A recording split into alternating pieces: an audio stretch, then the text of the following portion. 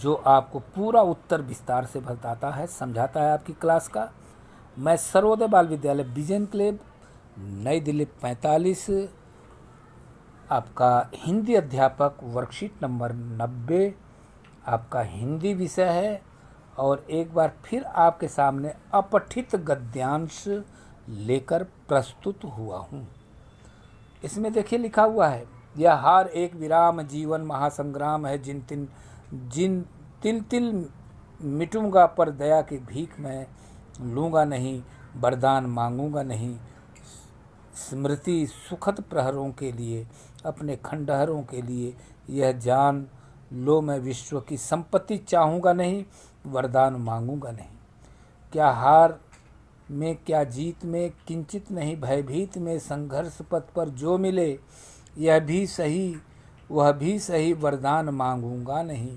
लहुतान अब मेरी छुओ, तुम तो महान बने रहो, अपने हृदय की वेदना में व्यर्थ त्यागूंगा नहीं, वरदान मांगूंगा नहीं। चाहे हृदय को ताप दो, चाहे मुझे अभिशाप दो, कुछ भी करो कर्तव्य पथ से, किंतु भागूंगा नहीं, वरदान मांगूंगा नहीं। प्यारे बच्चों, आजकल देश में बहुत सारे लोग अपने कर्म पर विश्वास नहीं करते। देवी देवता, भगवान, ईश्वर, खुदा, स्वर्ग नरक के जाने की चिंता, पास फेल होने का डर, लंबी उम्र पाने की चिंता, इसी के लिए वरदान मांगते हैं, मन्नतें मांगते हैं। कवि इतना साहसी है कि वह किसी भी हालात में वरदान नहीं मांगना चाहता है, कमज़ोर नहीं पड़ना चाहता है, क्योंकि उसके कर्म बहुत मजबूत हैं। तो प्यारे बच्चों, ये मैंने संक्षेप में व्याख्या बताई है। देखिए प्रश्न 1 है, विराम शब्द का पर्यायवाची शब्द क्या है? तो विराम शब्द का पर्यायवाची शब्द ग लिख लीजिए, थोड़ा सा रुकना। घ देखिए क्या है, निम्नलिखित शब्दों के अर्थ लिखिए। स्मृति, स्मृति का शब्द क्या होगा? यादाश्त, यादगार।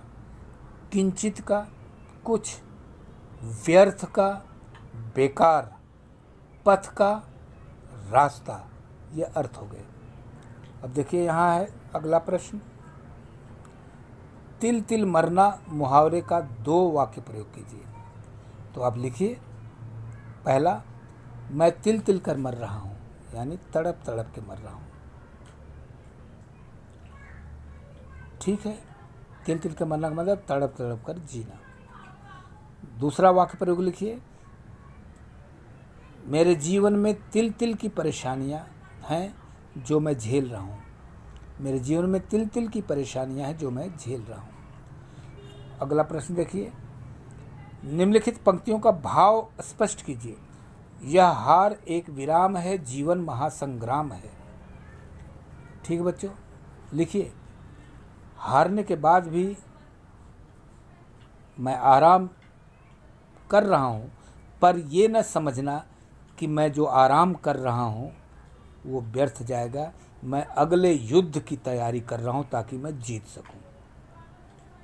अगले महासंग्राम जो है ना इनका। चलिए ठीक है, यहाँ देखिए, कभी किससे भयभीत नहीं है, कभी किससे भयभीत नहीं है। कभी अपने उजाड़ जीवन से में भी संपत्ति, कभी अपने कभी कभी किससे भयभीत नहीं है।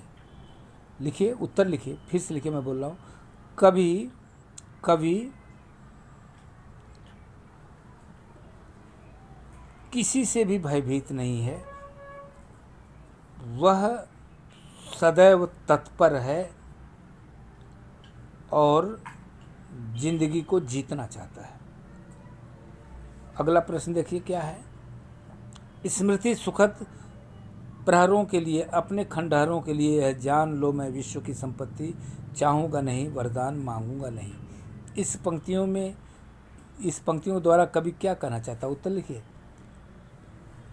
कवि अपने उजाड़ जीवन में संपत्ति और वरदान नहीं मांगना चाहता है, क्योंकि वह स्वाभिमानी है, और स्वाभिमानी व्यक्ति कभी भयभीत नहीं होता। अगला प्रश्न देखिए, कवि वरदान क्यों नहीं मांगना चाहता? कवि वरदान इसलिए नहीं मांगना चाहता क्योंकि वह स्वाभिमानी है। अगला प्रश्न देखिए, ये कविता के अंत में कवि क्या संदेश देता है? कविता के अंत में कवि कह रहा है कि मैं अपने कर्तव्य पथ से नहीं हटूंगा। अब मैं अपने कर्तव्य पथ से नहीं हटूंगा। प्यारे बच्चों, मैंने पूरा प्रश्न का उत्तर बता दिया है। आप अपने क्लास ग्रुप में फटाफट करके भेजिए।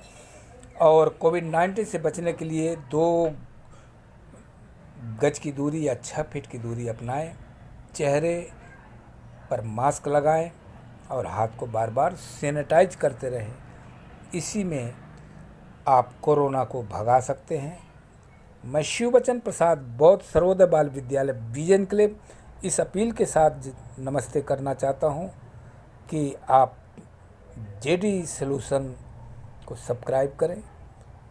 इसी बात को कहते हुए मैं आपको पुनः धन्यवाद देता हूं कि आप इस पूरे वीडियो को देख रहे हैं। Thank you. नमस्कार।